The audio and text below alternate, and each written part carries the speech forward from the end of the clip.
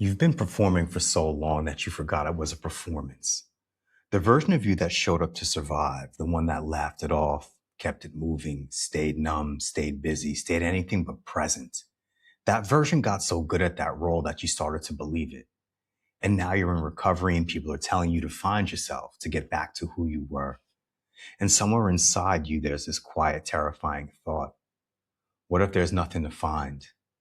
I want to talk to that part of you today because that thought is a lie and it's a very convincing one. But until you understand where it came from, it's going to keep running you. Your identity was never stolen. It was never destroyed. It was buried. And there's a difference. At some point, probably when you were young, probably when things were unsafe or unstable or just too much, you made an unconscious decision. You decided who you needed to be to get through it. Maybe you became the one who didn't need anything, the one who was always fine, the one who kept the peace, who made people laugh, held it together, never complained, never asked for anything, never showed the wound. And that adapted self, that version of you, it worked. It got you through. It kept you safe in environments where being the real you wasn't an option. But here's the cost. Every time you performed instead of felt, every time you said, I'm good when you weren't, every time you pushed down what was true to maintain what was acceptable, you buried yourself a little deeper. And then the addiction came in and it made the performance easier. It numbed the gap between who you actually were and who you were pretending to be. It may have made the mask feel lighter, but here's the cost. Every time you performed instead of felt, every time you said you were good when you weren't, every time you pushed down what was true to maintain what was acceptable, you buried yourself a little deeper. And then the addiction came in and it made the performance easier. It numbed the gap between who you actually were and who you were pretending to be. It made the mask feel lighter. So by the time you got to work, you weren't just dealing with the substance, you were dealing with years, maybe decades of a self that had to be buried under performance, adaptation, and survival. That's not weakness. That's what humans do when they don't feel safe enough to be real. I want to ask you something. How tired are you really? Not physically. I mean the other kind of tired. The deep kind. The kind that sleep doesn't fix, the kind that comes from spending years being someone you're not. Because performing is exhausting in a way that's hard to explain to someone who doesn't need to do it. It takes constant energy to manage how you're perceived, to monitor every room, to adjust yourself based on who's watching, to stay one step ahead of anyone getting too close, seeing too much or knowing the truth. And the cruelest part of it all is you got so good at it that people around you didn't even know. They thought you were fine. They thought you were strong. Some of them still do. But you know what it costs to hold that front up every single day.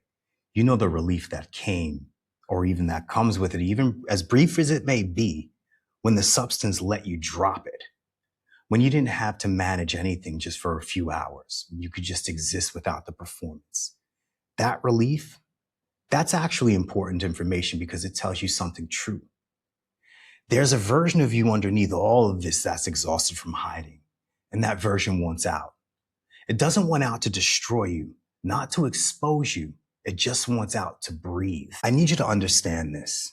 You didn't lose yourself. You protected yourself. The real you, the one underneath the performance, under the adaptation, under everything the addiction layered on top, that self didn't disappear. It just went underground. Because going underground was the only safe option at the time. Think about it like this. If you bury something in the earth, it doesn't stop existing. It's still there. It's just covered. And the longer it's been covered, the more work it takes to find it, but it's there.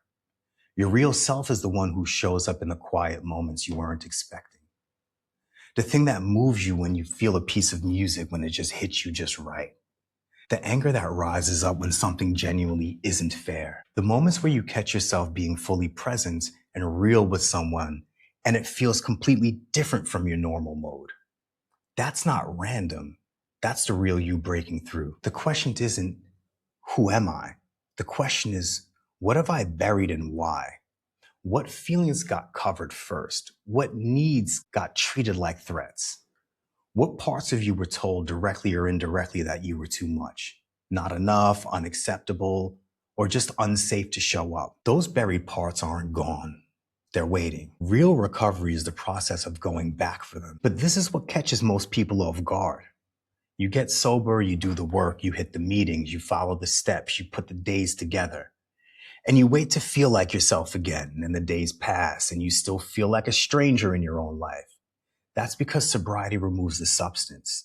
It doesn't excavate what's buried beneath. You can be completely clean and still be living as the adapted self, still performing, still managing, still keeping the mask on, just without the chemical help. Because the mask was never about the addiction. The addiction was just what made the mask bearable. So if you don't go back and do the deeper work, the identity work, the emotional work, the work of actually meeting yourself, you'll end up sober and hollow. And hollow is its own kind of crisis because now you don't even have the relief valve. This is why so many people relapse, not at their lowest, but when things are going fine, when there's no external crisis to focus on, when it gets quiet.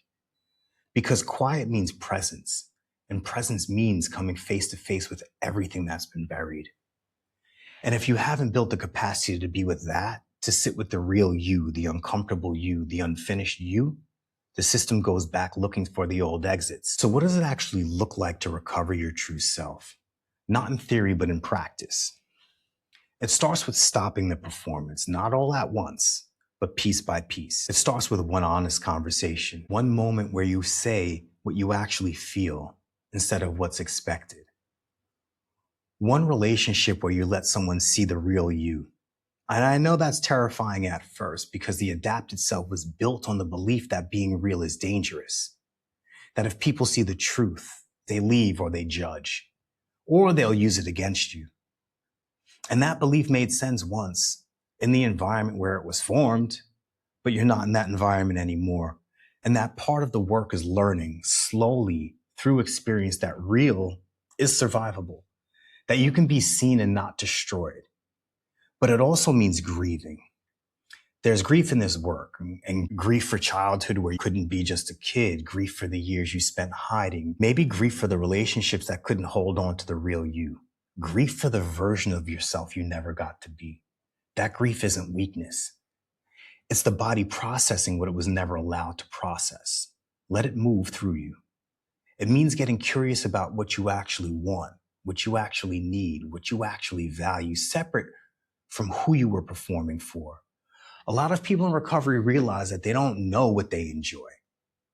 They don't know what they want in a relationship or even from life because they've been living through the performance, not for themselves. And that's not a crisis. It's an invitation.